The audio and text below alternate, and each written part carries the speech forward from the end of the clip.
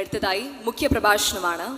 May I take this opportunity to kindly invite the Honorable Opposition Leader of Kerala, Advocate Mr. V.D. Sadishan.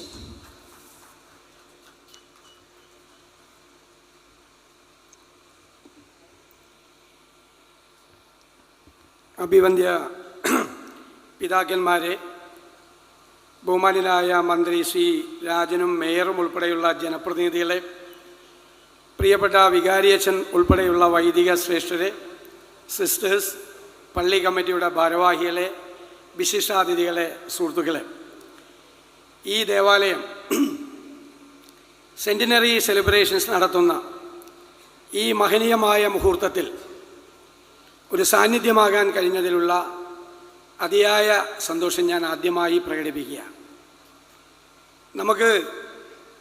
ഞാൻ എപ്പോഴും പറയും, 4 ചുവരുകളും കുറേ സിമൻറ്റും കമ്പിയും കുമ്മായവും ഇതെല്ലാം കൂടി കൂടിയ നമുക്കൊരു കെട്ടിടമുണ്ടാക്കാം. പക്ഷെ ദേവാലയമാവില്ല.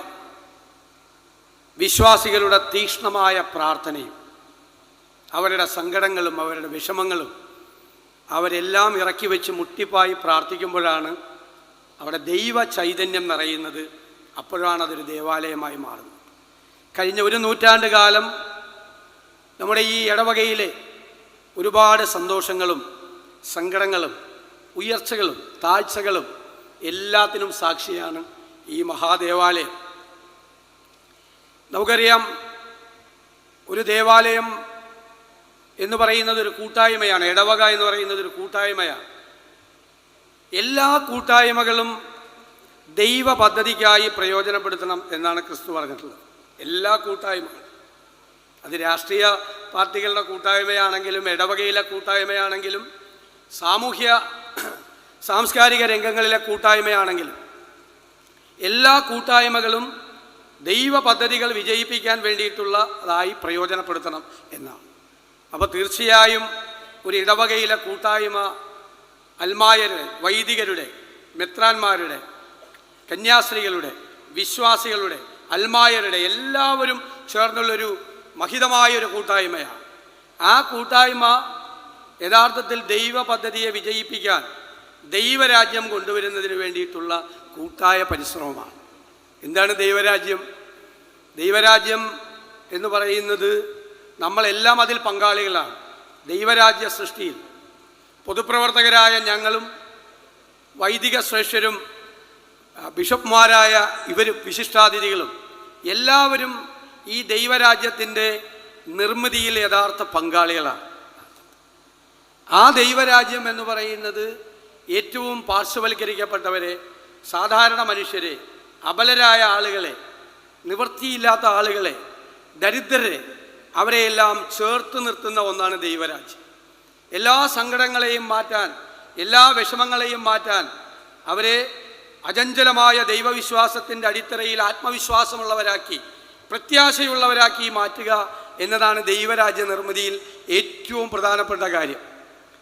നമ്മുടെ പൗലോസ് ശ്ലീഹ റോമർക്ക് എഴുതിയ ലേഖനത്തിൽ പറയുന്നുണ്ട്, ദൈവരാജ്യം എന്ന് പറയുന്നത് ഭക്ഷണവും പാനീയവുമല്ല, അത് നീതിയും സമാധാനവും പരിശുദ്ധാത്മാവിൽ സന്തോഷമത്രേ.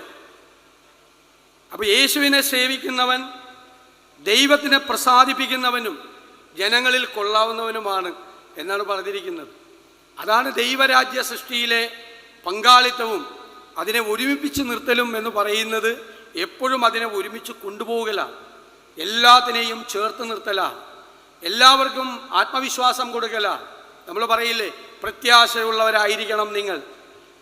പ്രതിസന്ധികൾ ഉണ്ടാകുമ്പോൾ തളർന്നു പോവുകയും പിന്തിരിഞ്ഞോടുകയും ആത്മഹത്യ ചെയ്യാൻ പോകുന്നവരുമല്ല, അത് വിശ്വാസികളല്ല.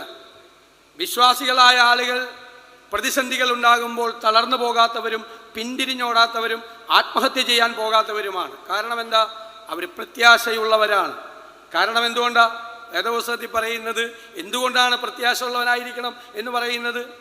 വാഗ്ദാനം നൽകിയിരിക്കുന്നവൻ വിശ്വസ്തനാണ്, അതുകൊണ്ട് നിങ്ങൾ പ്രത്യാശയുള്ളവരായിരിക്കണം എന്നാണ് നമ്മളോട് പറയുന്ന ഏറ്റവും പ്രധാനപ്പെട്ട ഒരു വാക്ക്. എപ്പോഴും നമ്മൾ യോഹന്നാൻ്റെ സുവിശേഷത്തിൽ പറയുന്നുണ്ട്, ഈ ദൈവരാജ്യം എങ്ങനെയാണ് വരുന്നത്, എപ്പോഴാണ് വരുന്നത് എന്ന് എല്ലാവർക്കും സംശയമാണ്. അപ്പോൾ ദൈവരാജ്യം എപ്പോഴാണ് വരുന്നത് എന്ന പരീശരുടെ ചോദ്യത്തിന് ദൈവരാജ്യം കാണത്തക്ക രീതിയിലല്ല വരുന്നത്. അത് ഇവിടെയാണെന്നും ഇത് ഇവിടെയാണെന്നും അത് അവിടെയാണെന്നും പറയുക വയ്യ. എന്നിട്ടൊരു വാചകം ക്രിസ്തു പറയുന്നുണ്ട്, ദൈവരാജ്യം നമ്മുടെ ഇടയിൽ തന്നെയുണ്ട്. നമ്മുടെ ഇടയിൽ തന്നെയുണ്ട്. അതും സ്വയം തിരിച്ചറിയാൻ നമ്മൾ കഴിയുക. ആ ദൈവരാജ്യം സൃഷ്ടിക്കാനും ആ ദൈവരാജ്യ നിർമ്മിതിയിൽ പങ്കാളികളാകാനും നമുക്കതിന് കഴിയും. എല്ലാവർക്കും കഴിയും.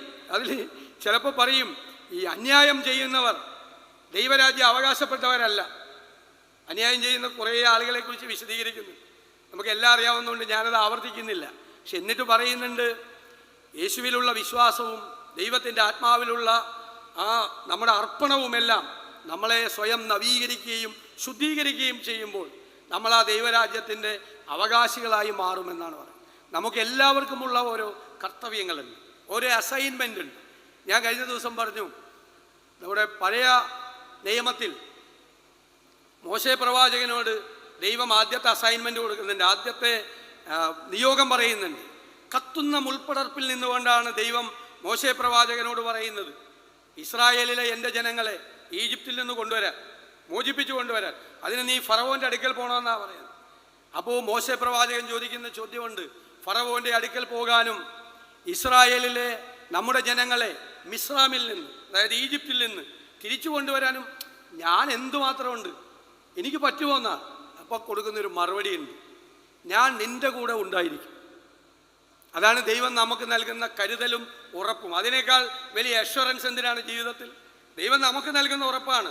നീ എല്ലാ കർത്തവ്യങ്ങളും ചെയ്യുമ്പോൾ, നീ എല്ലാ നിയോഗങ്ങളും ഏറ്റെടുക്കുമ്പോൾ, നീ ദൈവ പദ്ധതികൾക്ക് വേണ്ടി നീ പ്രവർത്തിക്കുമ്പോൾ, നീ ദൈവരാജ്യത്തിൻ്റെ അതിനെ സൃഷ്ടിക്കാൻ വേണ്ടി നീ പങ്കാളിയായി പ്രവർത്തിക്കുമ്പോൾ നിൻ്റെ കൂടെ ഞാൻ ഉണ്ടായിരിക്കും. ഒരു വിശ്വാസിയുടെ ഈ അചഞ്ചലമായ വിശ്വാസമാണ് നമ്മുടെ ജീവിതത്തെ നിലനിർത്തുന്നത്.